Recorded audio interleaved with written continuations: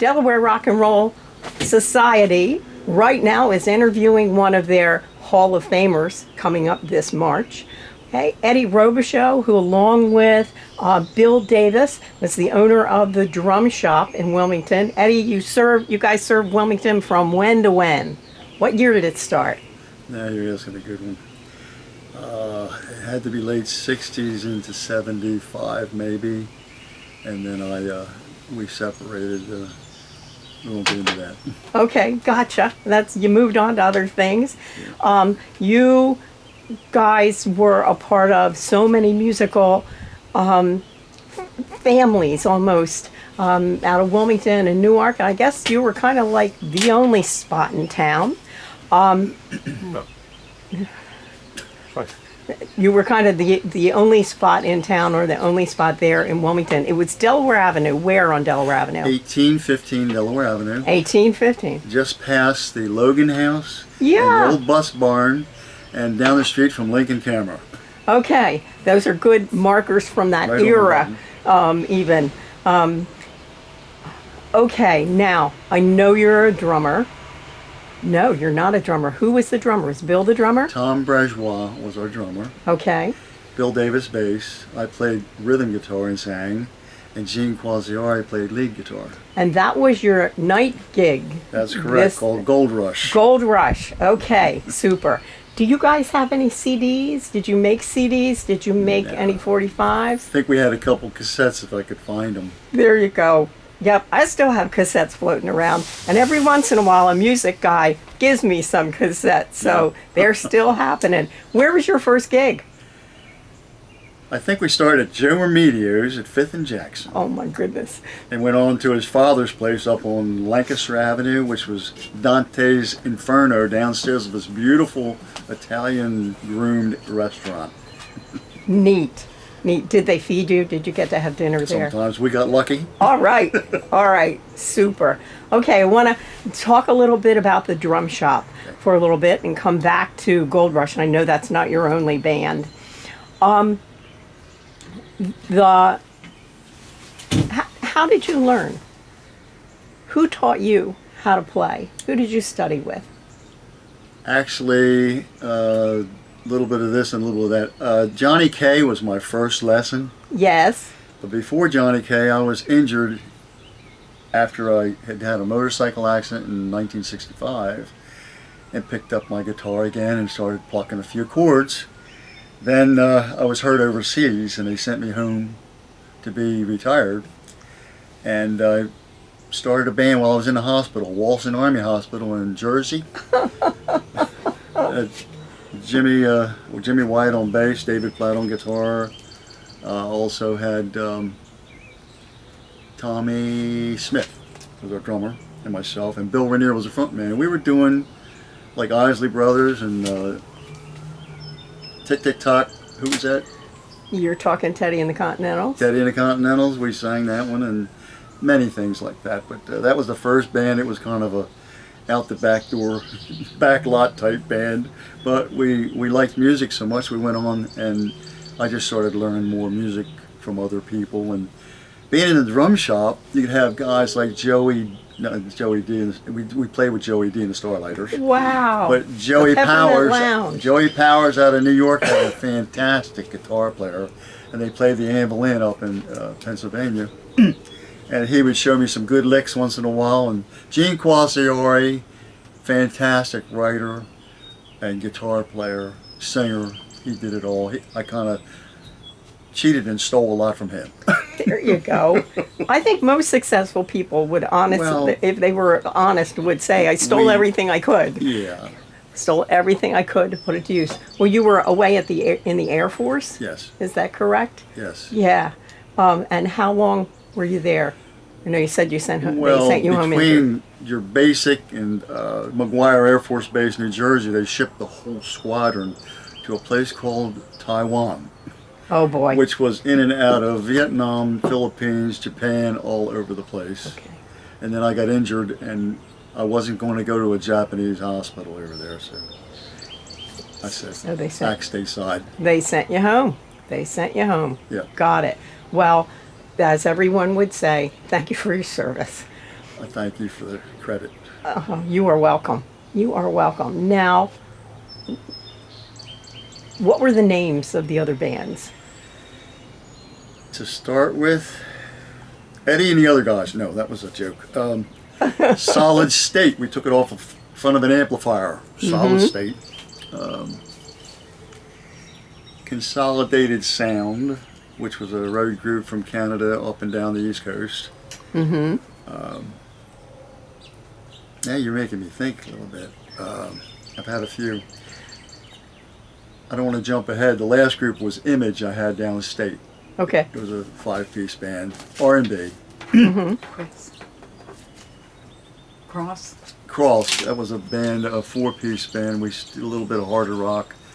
Kross, like a cross. Okay. That would offend somebody today, maybe. But it was a good rock and roll band. It was just, I had Gene with me then, and then we picked up. Let's pick up this panel We picked and hold it up so the we camera can picked up- see it all. I picked up Tommy Bourgeois Hold it more in front of you a little bit. and Bill There Davis. you go. Perfect, and I. perfect. Tommy was the drummer. Right there. Bill Davis, of course, was my partner and also the bass player. Yes, and And he could do anybody. He was a good singer. And of course, Gene Quasiari and myself. yes. Boy, look at the sideburns on you guys. Look at the dark hair. Yeah, still looking good, Ed. Still looking good. Thank you, dear. I love you. Okay, now, while we're looking at pictures, let's hold this one up because we're talking drum shop. This will take some people is back. one corner of the drum shop. We had so many drum sets in there that we had to stack them sometimes rather than set them up.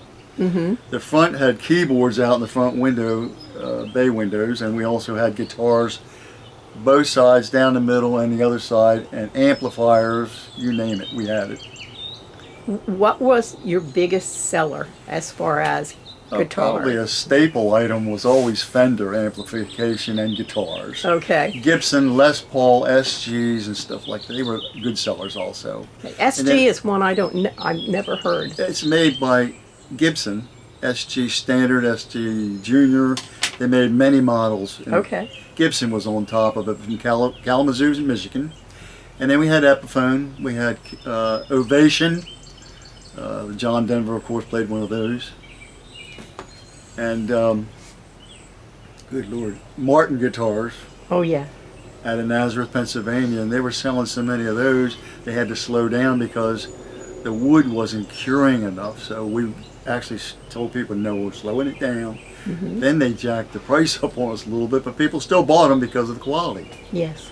And we were, I would say Bill and I were educators as far as what was out, what was coming out new in amplification. Bill was so far superior than even myself, but he taught me a lot as far as the electronics end of it. Of course, the kids that came in, they loved us because we'd help them. We were like teachers. Wow. Now, I know some of those kids. You can put that down. Okay, thank you. There we go. Thanks. Good job. I know a lot of those kids are recognizable names today. Okay. Thorogood, of course. George used to come in there and play that slide guitar over and over, and I said to Bill, he's driving me nuts. He said, well, let's go down and catch him. So we went to a little nightclub down there in Lincoln Street somewhere. And I said to Bill, I said, this kid's got charisma. He's going somewhere. And he went to Philadelphia and, of course, played the Tea House, and they picked him up there. And he was George Thorogood in the Destroyers when I knew him. Yes. And then, of course, Bill Hay in the Comets bought a set of Tricks on drums from us. Dale Reeves came into the store. I did sound for him at the Newcastle Moose Lodge. Yeah, that was over on 40. Putting a little back bit when. overtime at home was the song he came back out with. I did Gladys Knight and the Pips sound up at Camden Convention Hall. We did the Fraternal Order of Police, which you know some of the boys from that band. Society's Child. Yes. They hired us, and I hired another fellow because I knew I didn't have enough sound system to produce a good quality sound at the park up there at, what was the name of that? Philly? Fairmont? The racetrack.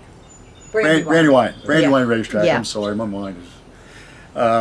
And I brought the Wilmington police out with my horse trailer with their horses to parade around and watch everything. And we had Dee Dee Sharp and Bob Hope out there for that one. Wow. And Bob told his regular jokes that he knew for 20, 30 years. And Dee Dee Sharp was a good little singer. She had a nice full band orchestra behind her, which I'll show you some pictures later. We did many different groups. Cactus was another group out of, they were a rock and roll band, didn't stick around long. John McLaughlin and his Maharishna Orchestra. And I mean, this guy had a double neck guitar and he could play them both. Excellent. Wow. But Billy Coblin was a drummer with Roberta Flack. Okay. He was the drummer that night for him. Oh my goodness. You have rubbed elbows with a whole lot of impressive We people. were fortunate to do that. Wow. Very honored. Wow. Well, let's go back to the local guys. Did you ever deal with, I'm thinking about those Claymont guys. Did you ever deal with Mark Keneally? Who? Rocket 88 band? Mark Keneally? That sounds familiar. Okay. He was good buddies. He's still good buddies with George Thorogood. And he lived over there. Now, of course, Thorogood still has one of their neighbors, Jeff Simon, as the, as the performer in his band. Yeah, and they're still, touring, getting tired, but they're still touring. Let's see, who else? Tim Lausche used to teach drums for us. Okay. He's still playing drums downstate, Sussex County, nightclubs down around the beach edge.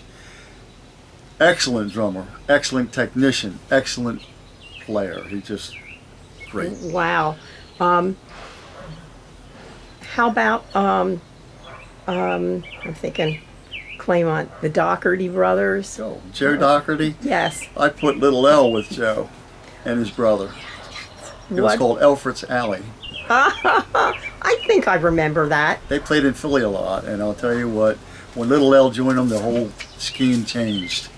I think Bobby was his guitar player. He did a lot of Roy Orbison stuff. He was fantastic. Wow.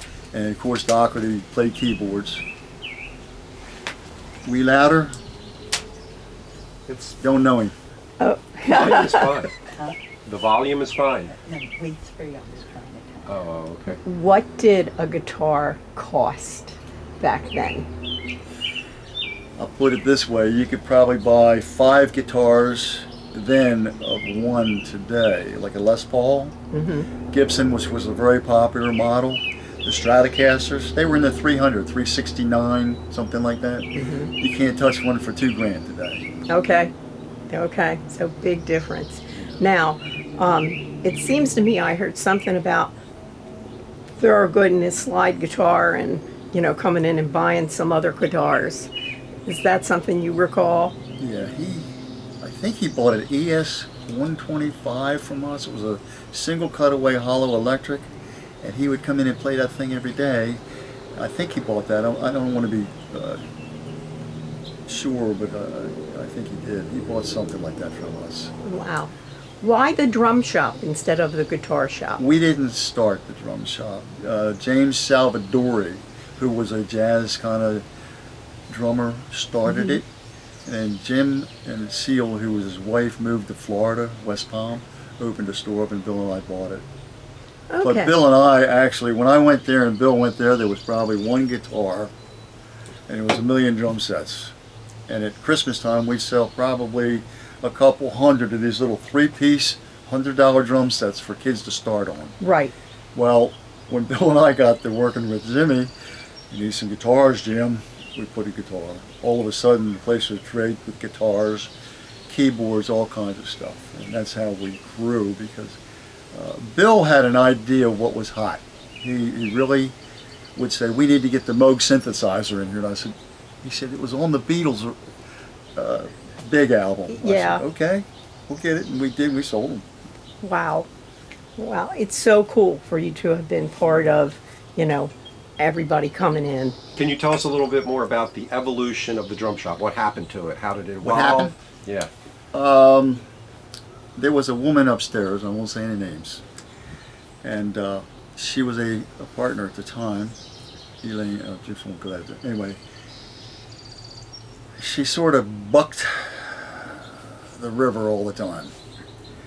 She wasn't up on music at all. She was just a numbers person.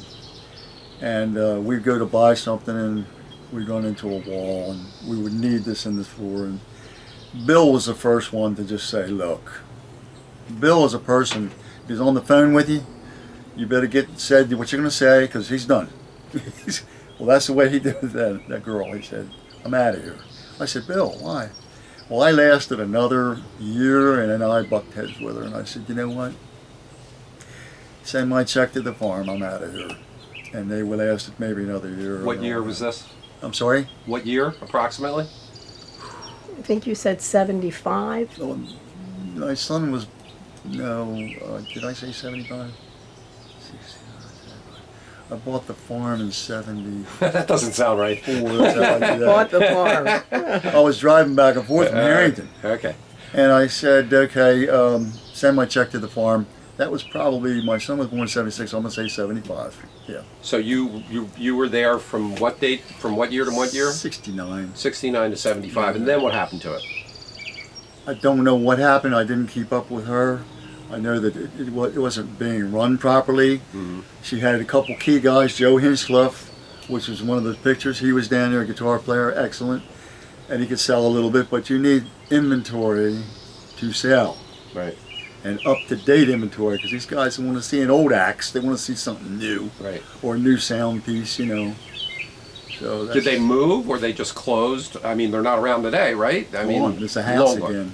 So any idea when they closed? How after you left? How 5 years, 10 years, No, couple of years? you'd have to go probably to the state or city and find what corporate has on it. Okay. They probably had to close out the corporation. So they didn't actually. So they always stayed in that location.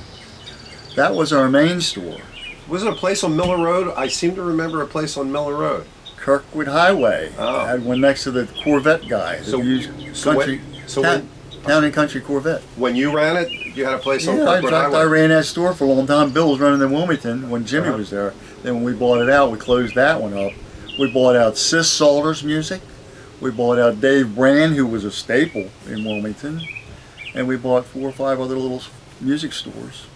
And I opened up in Harrington after I got away from that. Oh, so you opened another music store? Delaware Music and Sound in Harrington. And I was there a couple of years and I had a store looking just like the drum shop, full. And this old country boy walked in one day and he said, boy, you got a Bed City music store here in a country town. I said, oh, tough. And he was right. It just, finally I sold my cymbals out to Honey Voschel, Zildjian, Avita's Zildjian, the best cymbals you can get. Yeah. And a lot of drum stuff he bought. And I was told the other stuff and I said, see ya. So you just closed it? Had to. I mean, it's a situation where it's winter time. Right. And you're trying to feed 2 little babies then, right, and keep a farm. So what did you do after that? I mean, what's your day gig? While I had the music at the end, I had a couple presses to make these shirts. I opened a silk screening business. I did the Delaware State Fair. I had a big booth out there. And we made the State Fair shirts, and we did business shirts for everybody. What was the name of the company? Custom Caps, KUSTOMKAPS. You love those K's. It's like the cross. Yeah. Yeah, but we didn't have the company. So. Okay. And that's what you did for the rest of? No. Then I sold that business out to a young couple that wanted the French shirts because I was getting tired of that. I was just bored. And I started selling mobile homes for a guy, Ron's Mobile Homes in Harrington, who then became one of the biggest dealers in Delaware. And I was salesman of the month 6 months out of the year and salesman of the year. And then he started hitting our contracts. He passed away, by the way. And I said, Belinda, she was our manager. I said, what do you mean hitting our contracts? When we have a contract to sell you a house? Yes. I'd sell him a septic, a well, all the finishing and have a number. He started hitting me for 15% on the inside. I said, yo, we're making you a profit and I'm taking 6% of that. oh, babe, you got to, like, I'm not making any money. But I said, Ronnie, go tell that to somebody that knows different. So, in other words, in 2000, I opened up Delaware Music and Sound Incorporated. I put 12 model houses out there in Felton, on the left going south. And in 2005, I did $5 million in sales. Whoa. Then the guys in New York and the big banks went upside down, and I think a taxpayer bailed them out. I couldn't get a kid with a 700 score approved for a loan. And I finally said, this is not good. So I downsized everything.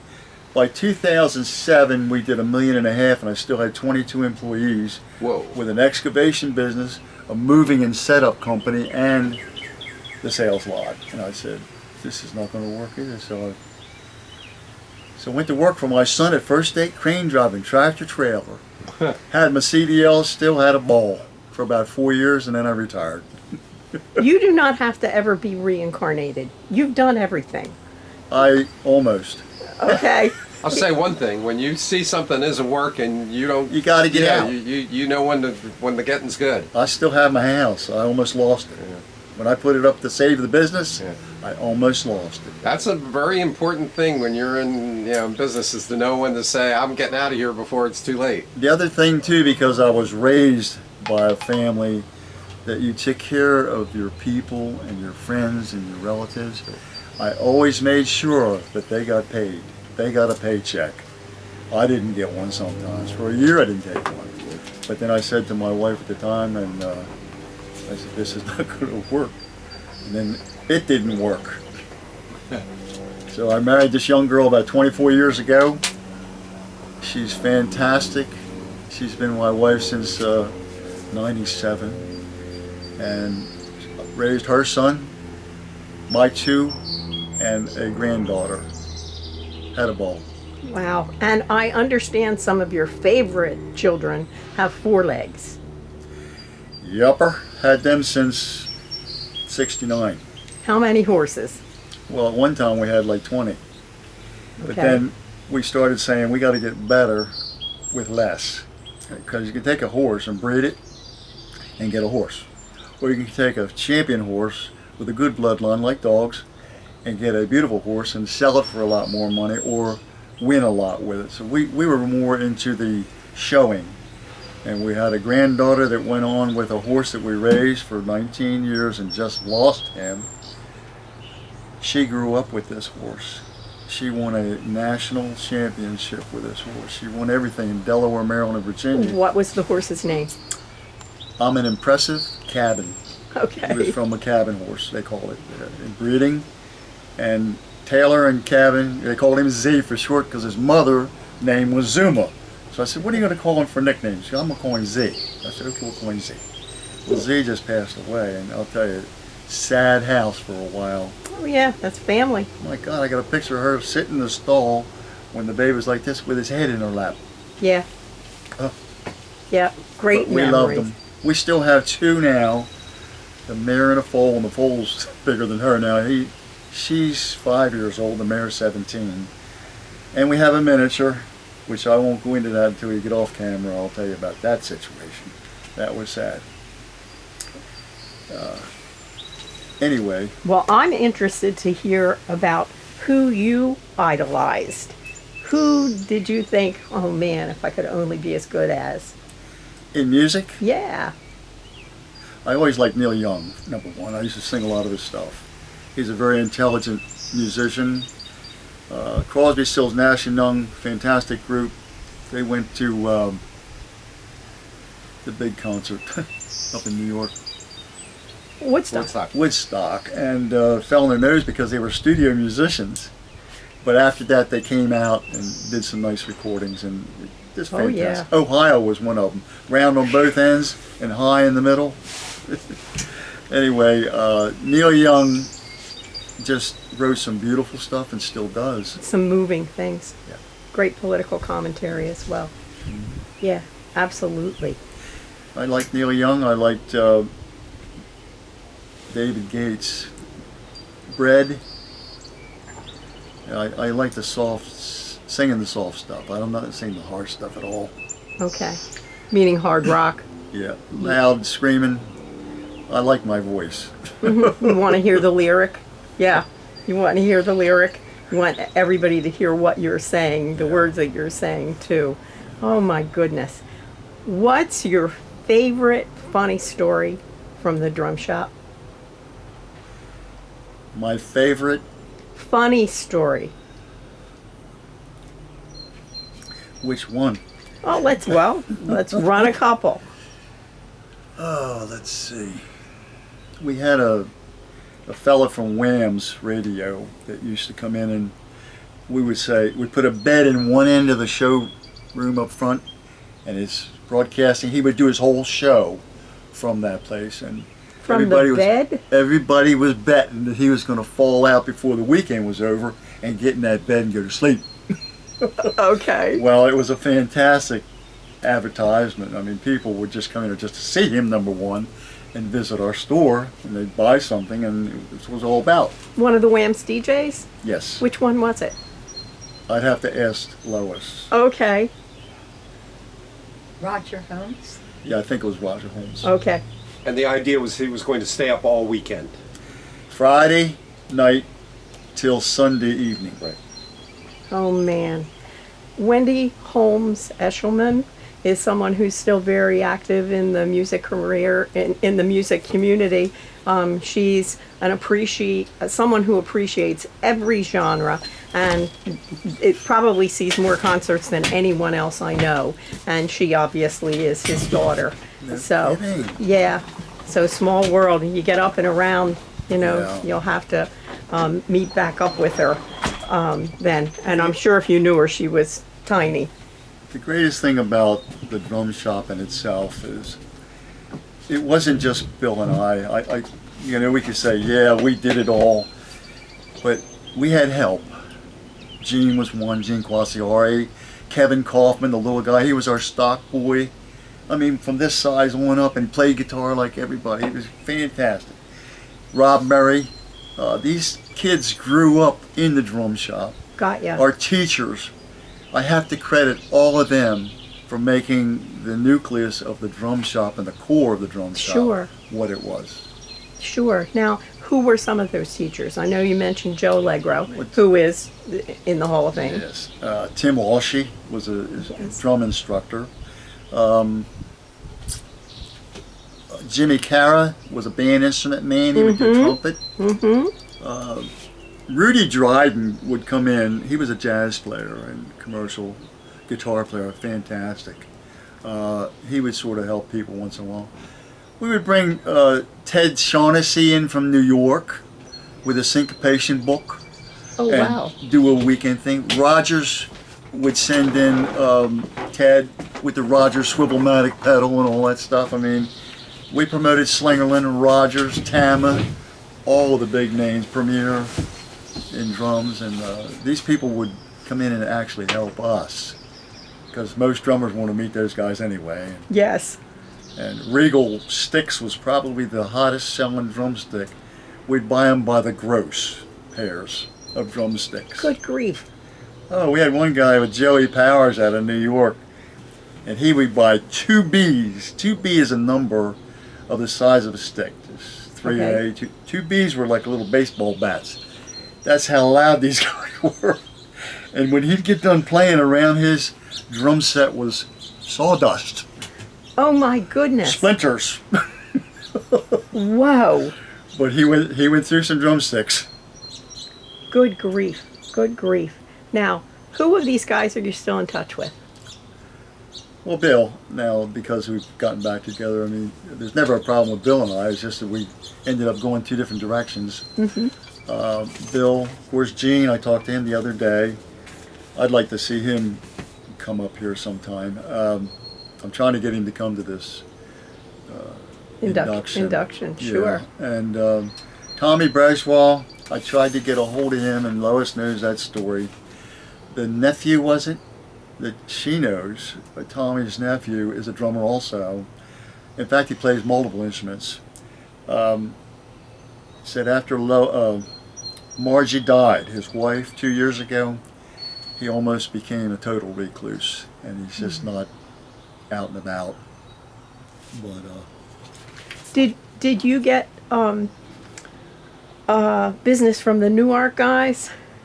Newark? Uh-huh. Oh yeah. Okay. We got guys from Elkton, Maryland, which Mars Piano and Organ was our competitor. No Mars Music, yeah. Because we didn't have tax. We got them from 8th Street Music in Philadelphia because we didn't have sales tax. Mm-hmm. Mm-hmm. That's Well, it. I'm sorry. While you're on the subject, tell me more about your competitors, other musical instrument places in the area. Well, toward the end of the our part in the drum shop, I think Music Emporium came along, and I think Lois was with the company. Lois also. had a little spot on There was over near Brookside, little music There was store. a lot of little guys crop up, and then all of a sudden it just they took it over, and somebody else, Emporium, I think it was, and that was it. I mean, we didn't have much competition in a real day because these boys would come in and spend 10 grand, 20 grand on a PA system with us because we tell them how to run it. Biggest thing was a graphic equalizer and knowing how to tune it to a room.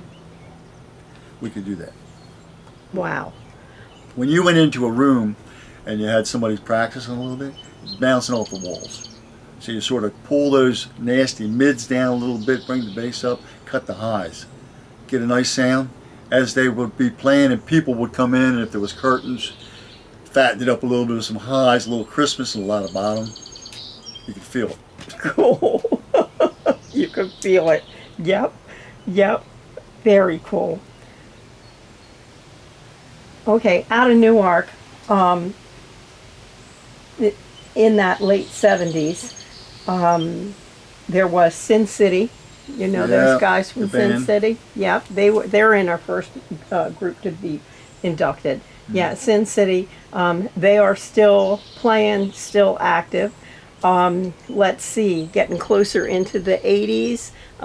Tommy Conwell and the Young Rumblers. Nope. Well, he closed in 75. so- 75. I'm downstate now. Right. Got ya. Right. And I know that you're friends with Honey Robichaud because you guys live in the same town. Honey became a competitor. I mean, Honey in a little guitar shop across the street used to come to the drum shop and buy stuff. And that's how they got going. Okay. And then, sell it downstate. But another big one that was downstate years ago, the father was a violinist and played many instruments called Wilson's Music out of Milford, Delaware. Junior Wilson today still has a group called The Movies, and Bobby Barr, my old manager, Oh, yeah. his bass playing.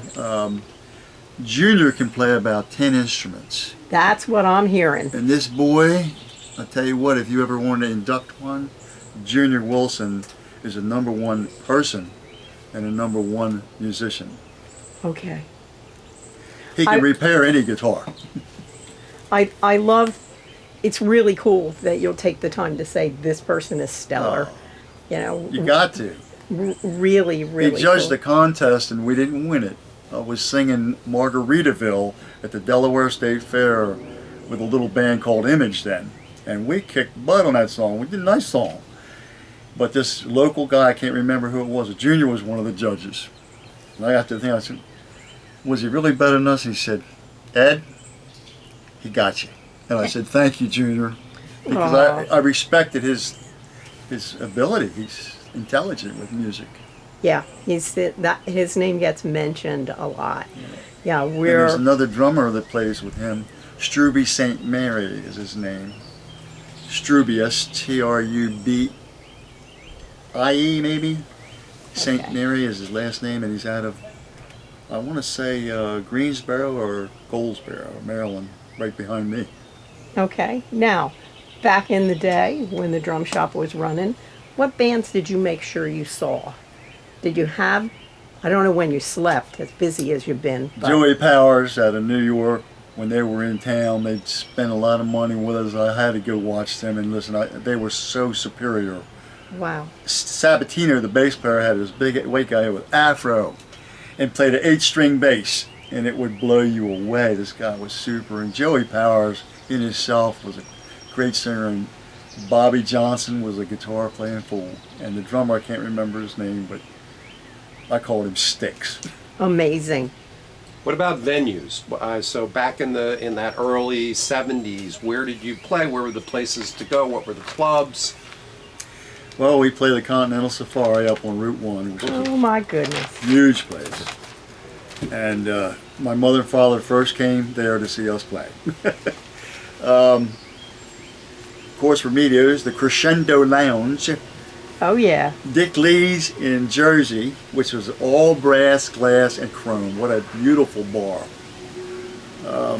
We played the 19th hole up on the, I want to say the northwest Philadelphia, Yeah. and that was a big room.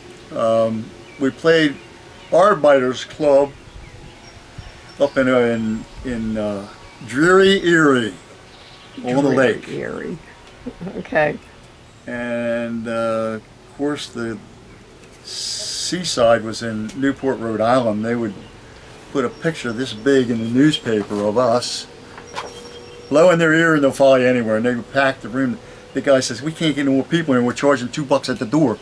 I said, "That's good for you." He says, I made your money already." Right. You're paid. You're covered. You're good. Yeah. But that and Remedios, we played both the Remedio clubs in Wilmington.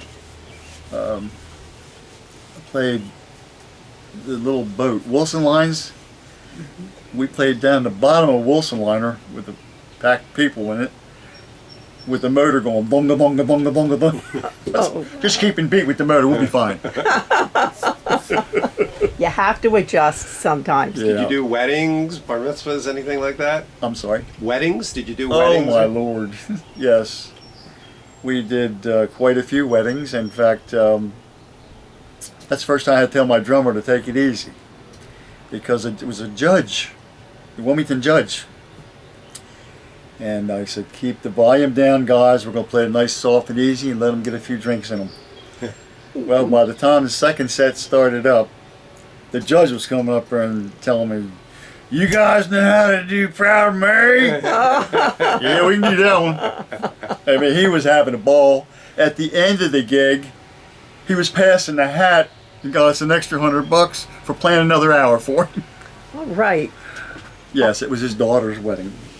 Okay. It was just a lot of fun. And the weddings, we played a lot of places. We played the Elks Lodge, New Year's Eve, Moose Lodges, Yeah. places like that. And we did a good mixture, R&B, no hard stuff, and once in a while a couple country licks.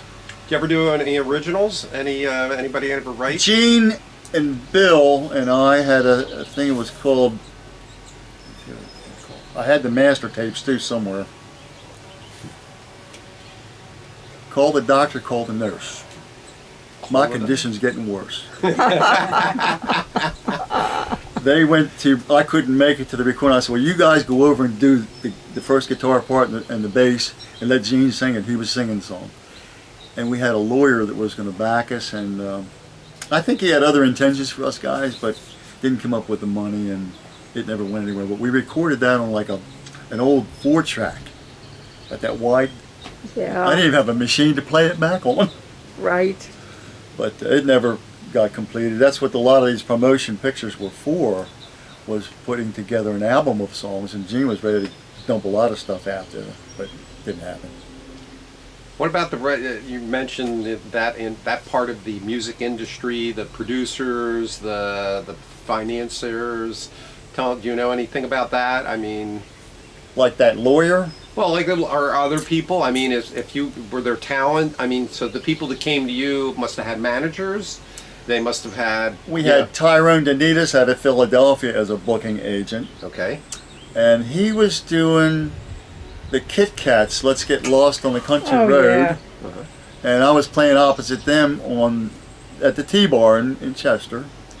And here's the other, the guy could swing a microphone around and sing it. Oh my Lord, he was good.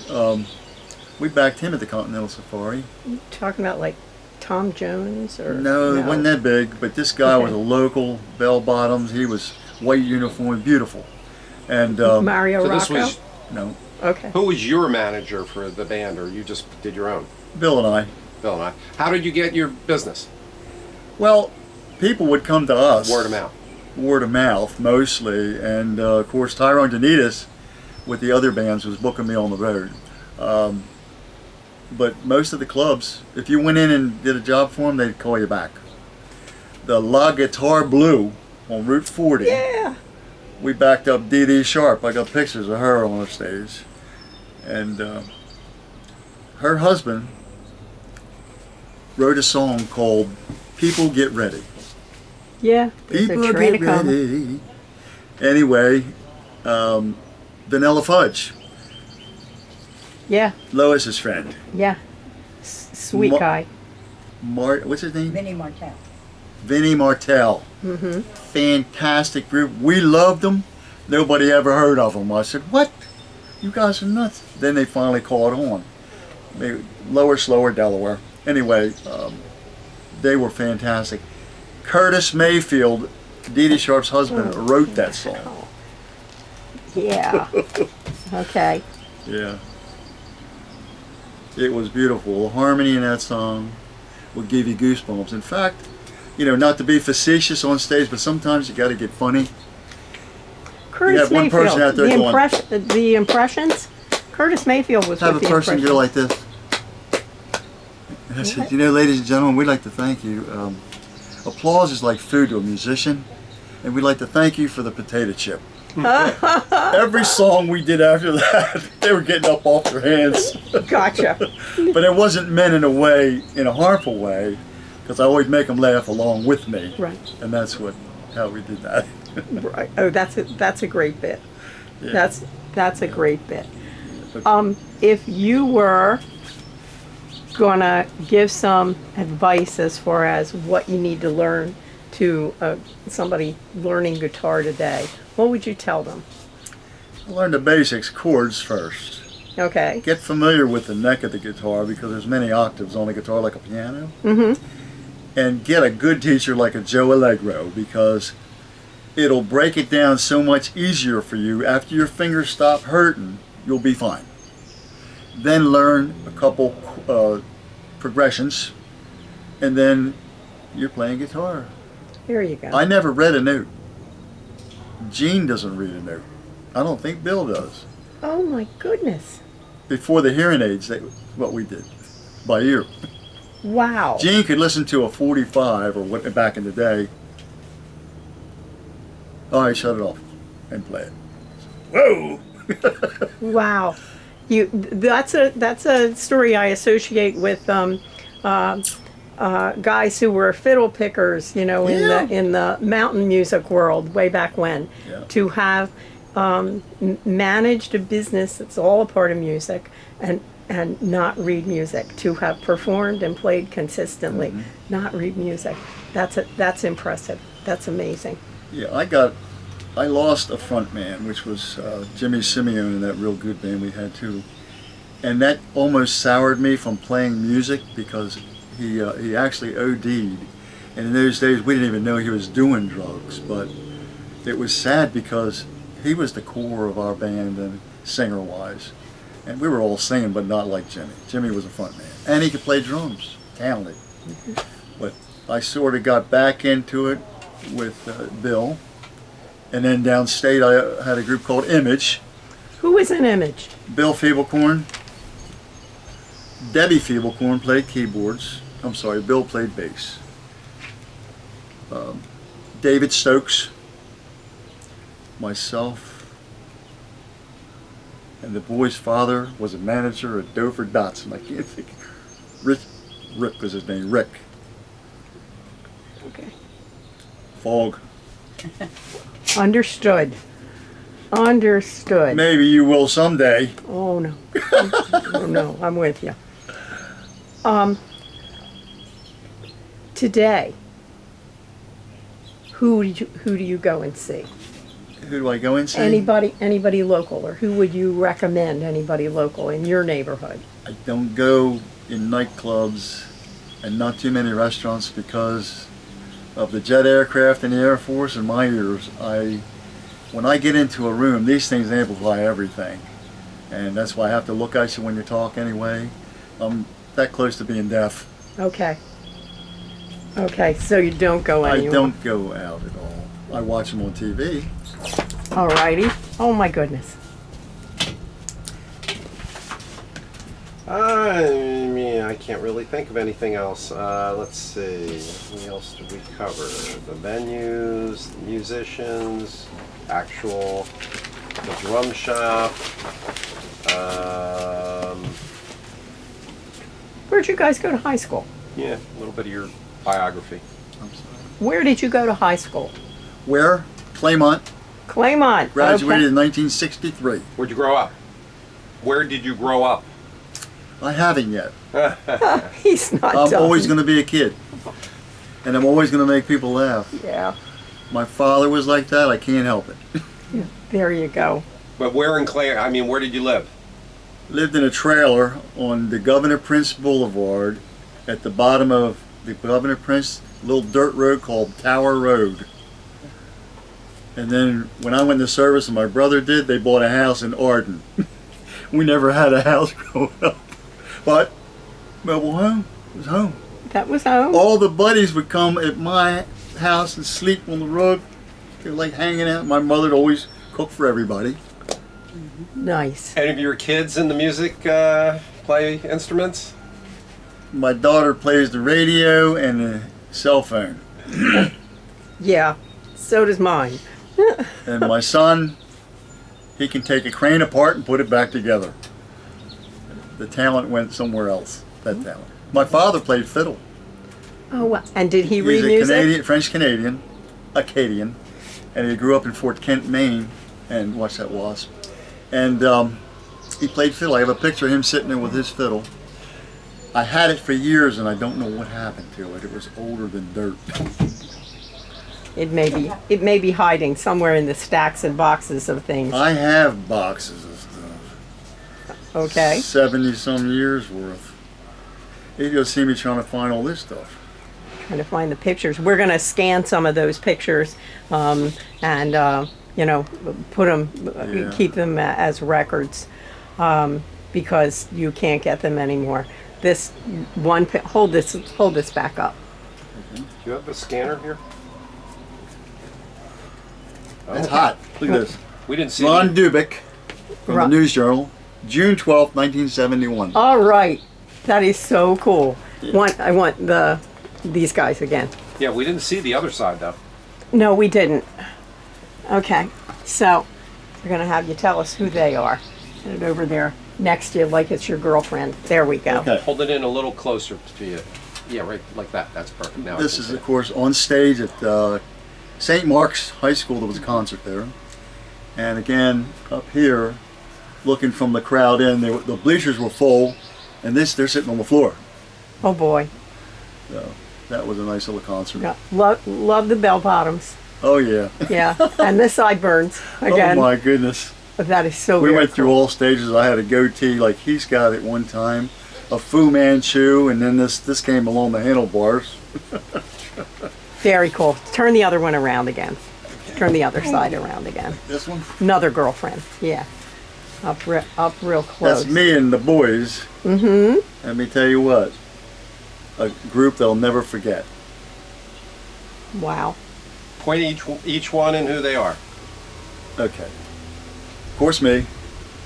Gene Quasiari, Tommy Brejwa, and my partner, Bill Davis. Yeah. Partner in the drum shop. At the drum shop, correct. And we have, everybody can enjoy the tape of Bill as well. Oh, Bill's a super guy. We did an interview with him, and this has been absolutely delightful. I hope that you keep telling the stories, and looking forward to you and Bill being inducted coming next year. We were going to see him today, but he had to work. Gotcha. I want to say thank you so very much. Right. Thank you.